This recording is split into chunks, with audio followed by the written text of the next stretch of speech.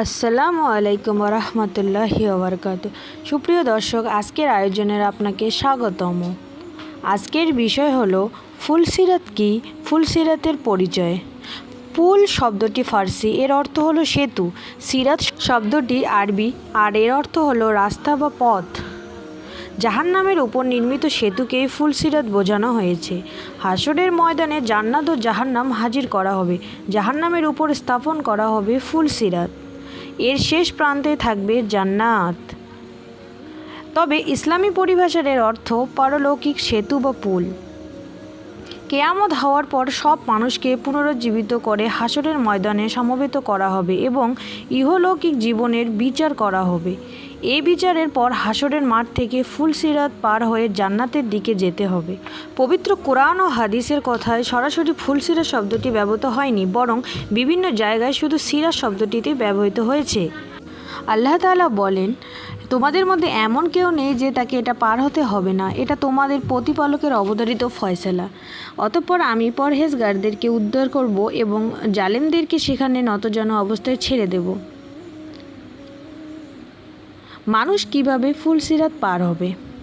কিয়ামতের দিন প্রতিটি মানুষের হিসাব নেওয়ার পর তারা সিরাতের মুস্তাকিম পার হয়ে যাবে। উম্মুল মুমিনিন হযরত আয়েশা সিদ্দিকা রাদিয়াল্লাহু তাআলা আনহা থেকে বর্ণিত, রাসূলুল্লাহ সাল্লাল্লাহু আলাইহি সাল্লাম বলেছেন, জাহান্নামের উপর একটি পুল আছে যা চুলের চেয়েও বেশি চিকন আর তরবারির চেয়েও বেশি ধারালো। এর উপর লোহার শিকল ও কাঁটা থাকবে। মানুষ এর উপর দিয়ে গমন করবে, কেউ চোখের পলকে, কেউ বিদ্যুৎ গতিতে, কেউ বায়ু বেগে, আর কেউ উত্তম ঘোড়া ও উটের গতিতে ফুলসিরাত পার হবে। আর ফেরেশতারা বলতে থাকবে, হে প্রভু, সহি সালামতে অতিক্রম করাও, হে প্রভু, নিরাপদে পার করাও। কেউ নাজাত পাবে, কেউ আহত হবে, কেউ উপর হয়ে পড়ে যাবে, আর কেউ অধোমুখী হয়ে জাহান্নামে পড়ে যাবে। সকল নবীর প্রার্থনা। ফুলসিরাত কঠিন পরীক্ষায় সবাই খুব পেরেশান থাকবে। নবীরাও সেদিন আল্লাহর কাছে সাহায্য চাইতে থাকবেন। হযরত আবু হুরায়রা রাদিয়াল্লাহু তাআলা আনহু থেকে একটি দীর্ঘ হাদিস বর্ণিত হয়েছে।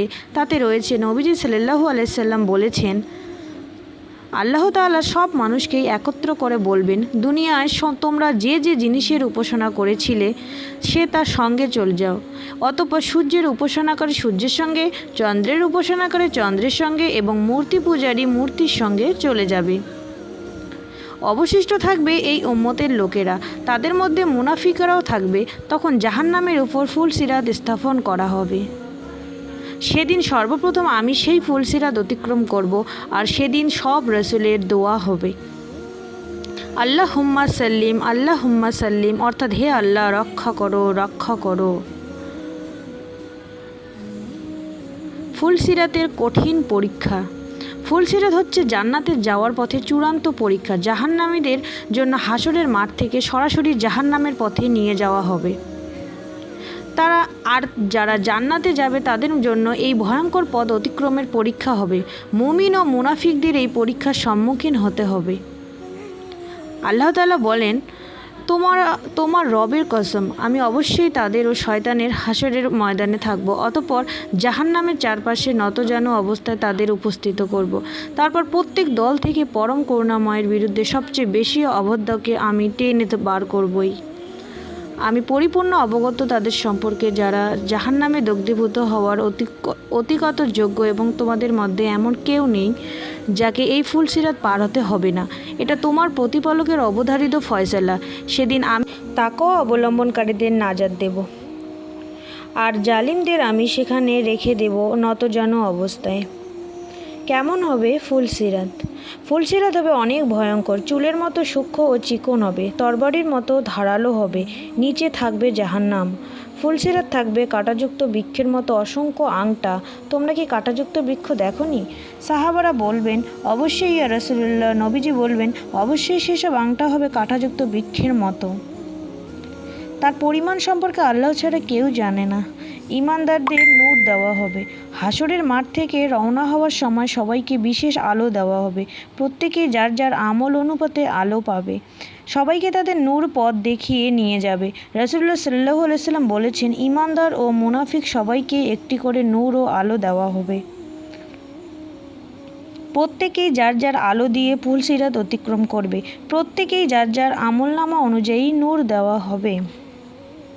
আল্লাহ তাআলা বলেন, কারো সামনে পাহাড় পরিমাণ নূর দেওয়া হবে, কারো হাতে মশাল পরিমাণ নূর দেওয়া হবে, আর কারো হাতে গাছের পরিমাণ নূর দেওয়া হবে।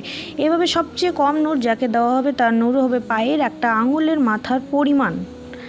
একবার জ্বলবে, একবার নিভবে। যখন আলো জ্বলবে তখন পথ চলবে, আর যখন নিভে যাবে তখন সে দাঁড়িয়ে থাকবে। ফুলসিরাত অতিক্রমের অবস্থা। যাদের আমলের পরিমাণ বেশি তারা অতিক্রম চোখের পলকের মতো ফুলসিরাত পার হয়ে যাবে, আর যারা আমল কম তারা হামাগুড়ি দিয়ে পার হবে।